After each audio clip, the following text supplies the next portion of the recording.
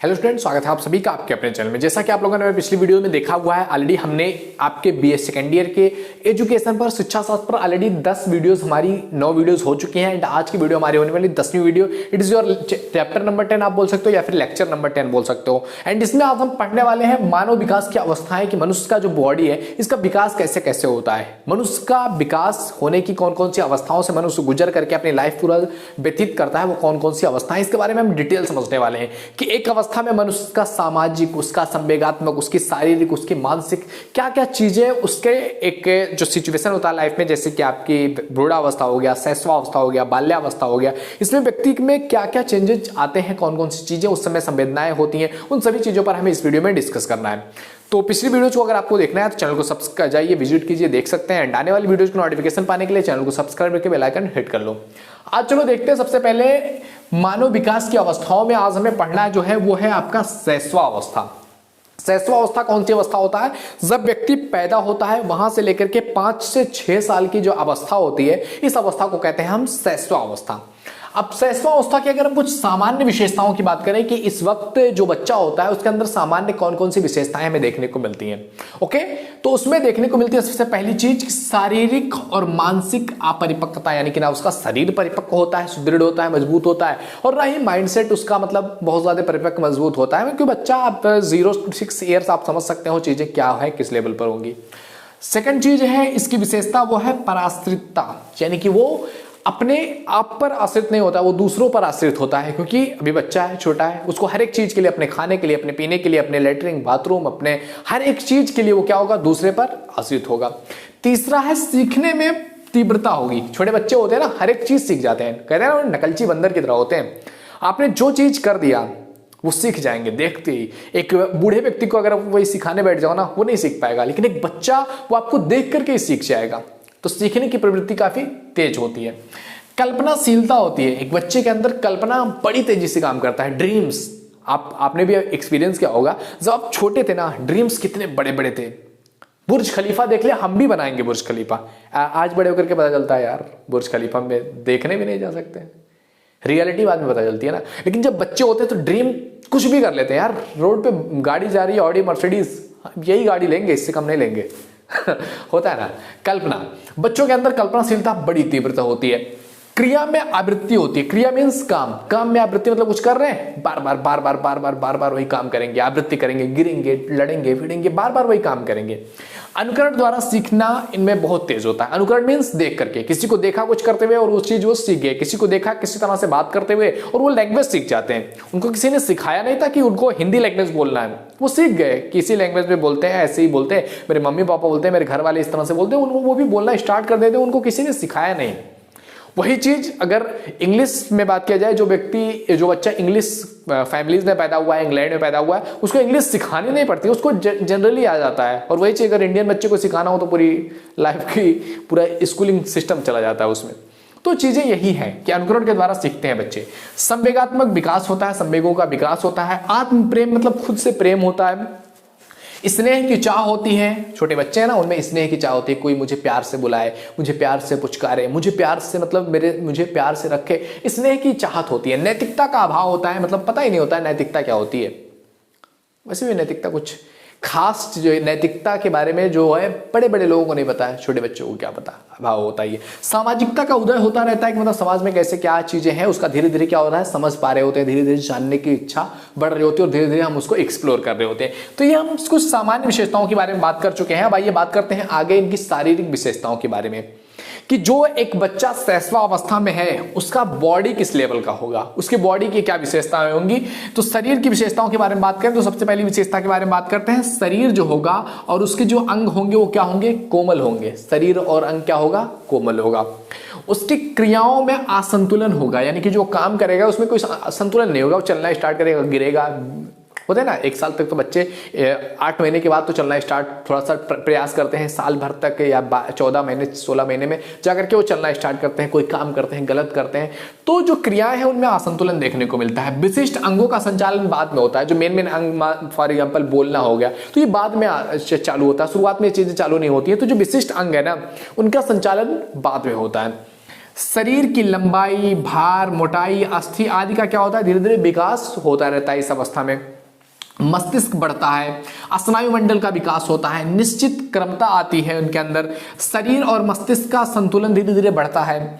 शारीरिक विकास में व्यक्ति का अंतर होना, यानी कि शरीर और विकास में क्या होता है, अंतर होता है। कोई बच्चा अलग तरीके से विकसित हो रहा होता है, कोई बच्चे का शरीर और उसका मानसिक लेवल क्या होता है, अलग तरीके से विकसित हो रहा होता है। तो ये सारी चीजें हो गई इस व्यक्ति के जो एक बच्चा है जो कि शैशवावस्था में है, उसके शरीर की विशेषता क्या क्या है, शरीर का विकास कैसे कैसे होगा।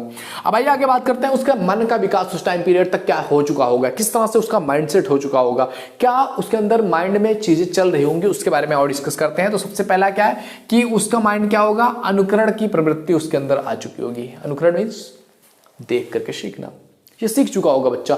इतनी उसके अंदर मानसिक क्रियाएं स्टार्ट हो चुकी होंगी कि वो देखेगा कुछ चीजें करते हुए, कुछ एक्शंस करते हुए, कुछ एक्शंस में बोलते हुए, कुछ एक्शंस में सुनते हुए, उसी के अकॉर्डिंग वो काम करना स्टार्ट कर देगा। तो अनुकरण की प्रवृत्ति स्टार्ट हो जाएगी। 5-6 साल में जाते जाते उसके अंदर क्या होगी, जिज्ञासा पैदा हो जाएगी। अपने आप को जानने के लिए दूसरों का ज्ञान हो जाएगा कि ये मैं हूं, ये मेरा चीज है, ये दूसरे का चीज है या दूसरा कोई है, इसका ज्ञान हो जाएगा। मानसिक विकास में भिन्नता देखने को मिल जाएगी कि मनुष्य का मतलब जो बच्चे होते हैं उनका अलग अलग तरीके से माइंडसेट होता है। तो पता चल जाता है कि कौन से बच्चे का आईक्यू लेवल कितना तेज है, कौन थोड़ा सा डाउन है, कम है, उस लेवल तक पहुंचते पहुंचते पता चल जाता है। बुद्धि का विकास हो जाता है, धीरे धीरे स्टार्ट हो जाता है बुद्धि का विकास। रचनात्मक क्रिया का विकास होना स्टार्ट हो जाता है, कुछ क्रिएटिव करने लगता है। मेरा छोटा भाई है 5 साल का, उसको मैंने देखा, वीडियो डाला था, नहीं डाला हूँ वीडियो, जल्दी डाल दूंगा। उसने क्या क्रिएटिव बनाया था, मुझे बना दिया था उसने। मतलब क्रिएटिविटी बढ़ जाती है उनके अंदर, रचनात्मक क्रिया का विकास हो जाता है। तर्क और निर्णय का अभाव होता है, यानी कि तर्क नहीं कर पाते हैं, निर्णय करने में प्रॉब्लम होती है, क्योंकि अभी बच्चे हैं, दिमाग उस लेवल का, माइंडसेट उस लेवल का काम नहीं कर रहा है। तो तर्क, निर्णय, ये सारी चीजों से दूर रहते हैं वो, कि क्या ठीक है क्या गलत है, बस चाहिए मेरे को तो चाहिए। 3 वर्ष के बाद उनका चिंतन स्टार्ट हो जाता है। स्मरण और कल्पना का विकास होना स्टार्ट हो जाता है। भाषा और प्रत्यय का विकास होना धीरे धीरे स्टार्ट हो जाता है। प्रत्यक्षीकरण का आरंभ हो जाता है कि वो चीज़ों को देख करके समझ सकते हैं, उसको बता सकते हैं कि हाँ ये चीज़ ये है, ये चीज़ ये है, ये चीज़ ये है, इसका ये नाम है, उसका वो नाम है, फलाना ढिकाना, ये सारी चीज़ें मतलब उनके अंदर ये इतनी मानसिक मेच्योरिटी स्टार्ट हो चुकी होती है। एंड इसके बाद अब बात करते हैं अगला संवेगात्मक विकास के बारे में, कि संवेगात्मक विकास शैशवावस्था में कहां तक, किस लेवल तक क्या चीजें हो चुकी हुई होती हैं। ओके दोस्त, तो संवेगात्मक विकास के बारे में बात करें तो सामूहिकता की मूल प्रवृत्ति का विकास, यानी कि हम एक समूह में रहे या हमारी ये फैमिली है, तो सामूहिकता का, एक दूसरे के साथ कनेक्शन का जो विकास है वो स्टार्ट हो चुका होता है। आत्म प्रेम बढ़ जाता है, मतलब आत्म प्रेम स्टार्ट हो जाता है, अपने आप से प्यार की, ये मैं हूं, या ये सामान मेरा है, ये घर मेरा है, ये माँ बाप मेरे हैं, ये भाई बहन मेरे हैं, मतलब अपने आप से लेकर के आत्म प्रेम स्टार्ट हो जाता है। विरोधी भावना ग्रंथियों का विकास, यानी कि कोई दूसरा है, कोई मेरे से अलग है, पर की भावना, ये भावनाएं भी स्टार्ट हो जाती हैं, विरोधी ग्रंथियां भी स्टार्ट हो जाती हैं, कोई मेरे खिलाफ है, क्या चीज सही गलत, मतलब थोड़ा सा चीजों को समझ पा रहे होते हैं। उत्तेजना आ चुकी होती है, आनंद की भावना क्या होती है ये आ जाता है कि मतलब खुश कैसे होते हैं, कौन सी चीज मुझे खुशी देती है। गुस्सा, ईर्ष्या, घृणा, प्रेम, स्नेह, इन सभी चीजों का विकास धीरे धीरे क्या हो जाता है, स्टार्ट हो चुका होता है। साधारण संवेगों का जटिलता की तरफ बढ़ना स्टार्ट हो जाता है, अस्थायी होना स्टार्ट हो जाता है। अनुकरण की प्रवृत्ति क्या होती है, बढ़ जाती है। आज्ञा पालन की जो भावना है इसका विकास हो जाता है। 5-6 साल तक पहुंचते पहुंचते बच्चे थोड़ा सा टीचर की बात सुनना स्टार्ट कर देते हैं। अदरवाइज 6 साल से पहले वाले बच्चों को संभाल के दिखा दो, तुमको ही संभाल के दिखा देंगे वो बच्चे। ओके, अब आओ देखते हैं आगे सामाजिक विकास के बारे में, क्योंकि बोर्ड भर चुका है। नेक्स्ट में देखते हैं सामाजिक विकास के बारे में कि समाज में क्या उनका विकास हो चुका होता है।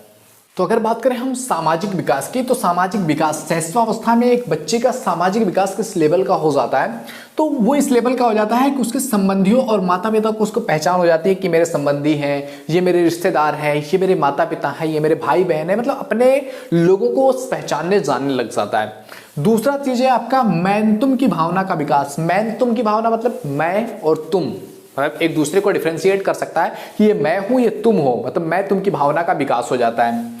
समूहगत भावना का विकास हो जाता है, एक समूह के रूप में रहना, जाकर के बच्चों के साथ खेलना होता है ना, एक समूह एक करते हैं, एक टीम बना लेते हैं अपना, और एक दोस्त का पूरा मंडली बना लेते हैं और उसके साथ खेलना, तो सामूहिकता का विकास हो जाता है। वातावरण के प्रभाव को ये समझने लगते हैं कि वातावरण जो है इससे मुझे क्या प्रभाव पड़ रहा है। समाज का व्यवहारों पर प्रभाव पड़ना इनके स्टार्ट हो जाता है, इनके बिहेवियर पर समाज का प्रभाव दिखाई देने लगता है कि समाज जैसा है उसके अकॉर्डिंग धीरे धीरे होने लगता है, क्योंकि उन्होंने उस वातावरण में जीना स्टार्ट कर दिया है। नैतिक भावना का धीरे धीरे क्या होता है, विकास विकास होना स्टार्ट हो जाता है, धीरे धीरे नैतिक भावना जानना स्टार्ट होता है कि ये चीज अच्छा है, ये चीज गलत है। जब वो 5th एंड 6th ईयर्स में एंट्री लेते हैं तब। तो ये कुछ हो गया इनके सामाजिक विकास के बारे में। अब इन सभी चीजों को देखते हुए मानव विकास की जो अवस्थाएं हैं, शैशवावस्था, इसके बारे में हमने कई सारी चीजें देखी। अब इन सबको देखते हुए अगर उनको शिक्षा देना है, उनको एजुकेशन देना है, तो कौन सी बातों का ध्यान रखना होगा? तो शिक्षा के लिए ध्यान देने वाली योग्य बातें क्या है? शैशवावस्था को कोई अगर बच्चा है तो उसकी शिक्षा के लिए क्या चीजें आप ध्यान दोगे? तो उसके लिए सबसे पहले कि शिशु का पालन पोषण और रहन सहन का आपको अच्छे तरीके से ख्याल रखना है। उसका पालन पोषण अच्छा होना चाहिए, पौष्टिक आहार उसको मिलना चाहिए, रहने खाने पीने की व्यवस्था अच्छी होनी चाहिए, तो उस बच्चे का ओवरऑल डेवलपमेंट होगा। दूसरी चीज कि अच्छे आचरणों का विकास होना चाहिए। अब उसको अच्छे आचरण कौन सिखाएगा? उसके मम्मी पापा, उसके घर वाले। अच्छे आचरण का विकास होना चाहिए। शिक्षा अगर दिया जा रहा है तो उनको सबसे पहले कुछ कैरेक्टरिस्टिक सिखाया जाए। शिक्षा अगर आप दे रहे हो, आपके पास शैशवावस्था में बच्चा आ जा रहा है, अभी तो जा रहे हैं ना लिटिल केजी, तो इनमें जा रहे जो बच्चे, उनमें आचरण का विकास करना ये एक टीचर का बहुत महत्वपूर्ण काम है। इसके बाद आता है अच्छे वातावरण में संस्कारों का विकास, यानी कि अगर आपको शिक्षा देना है तो आप संस्कारों को डेवलप करो कि एक व्यक्ति के अंदर क्या संस्कार होना चाहिए, एक बच्चे के अंदर क्या संस्कार होना चाहिए। उनको अपने महापुरुषों की कहानियां सुनाओ कि जिंदगी में कैसे आगे बढ़ते थे, उन्होंने क्या क्या जिंदगी में किया हुआ था, किस लेवल के थे, कैसा उनका संस्कार था, वो सिखाना पड़ेगा आपको। मूल प्रवृत्तियों का उचित मार्गदर्शन कराना पड़ेगा कि उनके अंदर जो मूल प्रवृत्तियां हैं, उनके अंदर जो पैशन है, जो डेवलपमेंट है, उसका उनको ध्यान दिलाना पड़ेगा कि हाँ तुम्हारे अंदर ये स्पार्क है, तुम ये कर सकते हो। क्रिया और खेल की उचित व्यवस्था कराना जिससे कि जो बच्चा है उसकी ओवरऑल ग्रोथ हो सके, उसकी फिजिकल, उसका मेंटल ग्रोथ हो सके, उसके लिए क्रिया और खेल कूद की उचित व्यवस्था हो जाए। सौंदर्य बोध का विकास हो जाए। सौंदर्य बोध केवल सुंदरता से रिलेट नहीं कर रहा है, ये इस चीज से रिलेटेड कौन सी चीज अच्छी है, कौन सी चीज बुरी है, क्या चीज सही है, क्या चीज गलत है, किस चीज को अच्छा कहा जा सकता है, इसका ज्ञान हो जाए। अनुकरण का उचित प्रयोग। अनुकरण जैसी बहुत बेशकीमती चीज मिल जाती है आपको अपने बच्चे का परवरिश करने समय, कि बच्चे को आपको कैसे बनाना है ये आप डिसाइड करोगे। आप जिस माहौल में उसको रखोगे वो माहौल डिसाइड करेगा। तो आपके हाथ में पूरी पूरी कंट्रोल है कि आप बच्चे को क्या बनाना चाहते हो, किस बिहेवियर में डालना चाहते हो, आपके हाथ में कंट्रोल है। जैसा आप उसके सामने अन करोगे वो बच्चा उसे सीखता चला जाएगा। तो इसीलिए कहते हैं कि बच्चे जो हैं वो एक कोरे कागज की तरह है, आप उन पर जो लिख दोगे वैसे ही हो जाएगा। चरित्र का निर्माण करना इस समय शिक्षा का बहुत महत्वपूर्ण काम है। क्रिया द्वारा सीखने का विकास करना, कि क्रियाओं से, काम से, कोई चीज देख रहे हैं, कोई काम कर रहे हैं, उससे सीखना, उससे एक्सपीरियंस लेना, इस चीज का विकास करना, ये शिक्षा का बहुत महत्वपूर्ण चीज है, इसको ध्यान रखना चाहिए। तो इस वीडियो में हमने जाना कि मनुष्य के विकास का, मानव विकास की शैशवावस्था के बारे में, कि उसके शैशवावस्था में सामाजिक जो है उसकी समझ, उसकी वृत्तियां, उसके शरीर की कैसी चीजें होती है, मतलब हमने शैशवावस्था में उसकी ओवरऑल पर्सनालिटी के बारे में समझ लिया है। अब आगे की दूसरी वीडियो आने वाली है, इसमें हम शैशवावस्था के बाद बाल्यावस्था के बारे में जानने वाले हैं, उससे रिलेटेड सारी चीजें हम अच्छे तरीके से कवर करेंगे। तो इस वीडियो में अगर आपको चीजें पसंद आई हो, वीडियो अच्छा लगा हो तो वीडियो को लाइक करो, अपने दोस्तों में शेयर करो। पिछली वीडियोस देखने के लिए चैनल को सब्सक्राइब करो, आने वाली वीडियोस को देखने के लिए जो है बेल आइकन हिट कर लो ताकि आपको आने वाली वीडियोस का नोटिफिकेशन मिलता रहे। ओके मेरे दोस्त, तो मिलते हैं आपसे अगले वीडियो में, तब तक के लिए जय हिंद, जय Bharat, thank you, bye bye.